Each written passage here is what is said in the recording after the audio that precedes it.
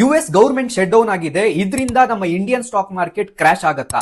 ಅಸಲಿಗೆ ಅಮೆರಿಕದಲ್ಲಿ ಏನ್ ನಡೀತಾ ಇದೆ ಕಂಪ್ಲೀಟ್ ಆಗಿ ಹೇಳ್ತೀನಿ. ಈ ವಿಡಿಯೋನ ಸ್ಕಿಪ್ ಮಾಡದೆ ನೋಡಿ. ಅಮೆರಿಕದಲ್ಲಿ ಬಜೆಟ್ ನಡೀತಾ ಇದೆ. ಆ ಬಜೆಟ್ ಅನ್ನೋದನ್ನ ಪಾಸ್ ಮಾಡ್ಬೇಕಂದ್ರೆ ಎರಡು ಪಾರ್ಟೀಸ್ ನ ಅನುಮೋದನೆ ಬೇಕಾಗತ್ತೆ.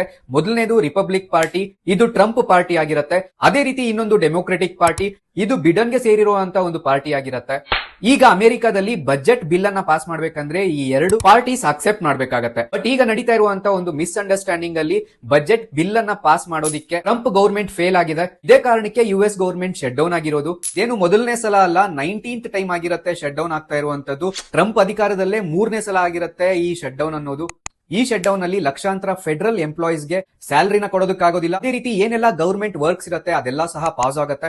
ಓವರ್ ಆಲ್ ಆಗಿ ಹೇಳ್ಬೇಕು ಅಂದ್ರೆ ಗವರ್ಮೆಂಟ್ ಪಾಸ್ ಆಗುತ್ತೆ ಅಂತ. ಬಟ್ ಇದರಿಂದ ಅಮೆರಿಕನ್ ಎಕಾನಮಿಗೆ ಒಂದು ದೊಡ್ಡ ಹೊಡೆತ ಬೀಳೋದಂತೂ ಸತ್ಯ. ಸೊ ಅದೇ ರೀತಿ ನಮ್ಮ ಇಂಡಿಯನ್ ಸ್ಟಾಕ್ ಮಾರ್ಕೆಟ್ ಇದರಿಂದ ಕ್ರಾಶ್ ಆಗುತ್ತಾ ಅಂತ ನೋಡೋದಾದ್ರೆ ಕೆಲವೊಂದಿಷ್ಟು ದಿವಸ ವಾಲಿಟಿಲಿಟಿ ಅನ್ನೋದು ಜಾಸ್ತಿ ಆಗಬಹುದು. ಶಾರ್ಟ್ ಟರ್ಮ್ ಅಲ್ಲಿ ಸ್ವಲ್ಪ ಕರೆಕ್ಷನ್ ಅನ್ನ ಸಹ ನಾವು ನೋಡಬಹುದು. ಫಾರಿನ್ ಇನ್ಸ್ಟಿಟ್ಯೂಷನಲ್ ಇನ್ವೆಸ್ಟರ್ಸ್ ನಮ್ಮ ಇಂಡಿಯನ್ ಮಾರ್ಕೆಟ್ ಇಂದ ಸ್ಟಾಕ್ಸ್ ಅನ್ನ ಸೆಲ್ ಸಹ ಮಾಡ್ಕೊಬಹುದು.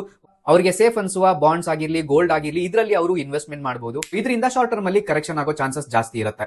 ಸೊ ಹಂಗಂತ ಕ್ರಾಶ್ ಆಗತ್ತಾ? ಖಂಡಿತ ಕ್ರಾಶ್ ಆಗುವಂತ ಯಾವುದೇ ಚಾನ್ಸಸ್ ಇರೋದಿಲ್ಲ. ನೆನ್ಪಿರ್ಲಿ, ಯುಎಸ್ ಅಲ್ಲಿ ನಡೀತಾ ಇರೋದು ಒಂದು ಪೊಲಿಟಿಕಲ್ ಡ್ರಾಮಾ ಅಂತ ಹೇಳ್ಬೋದು. ಕೆಲವೊಂದಿಷ್ಟು ದಿವಸ ಈ ಪೊಲಿಟಿಕಲ್ ಡ್ರಾಮಾ ನಡೆಯುತ್ತೆ. ಒಂದ್ಸೆಲ್ಲ ಸೆಟ್ಲ್ ಆದ್ಮೇಲೆ ಮಾರ್ಕೆಟ್ ಸಹ ಅದೇ ರೀತಿ ಮತ್ತೆ ಮೇಲೆ ಹೋಗೇ ಹೋಗುತ್ತೆ.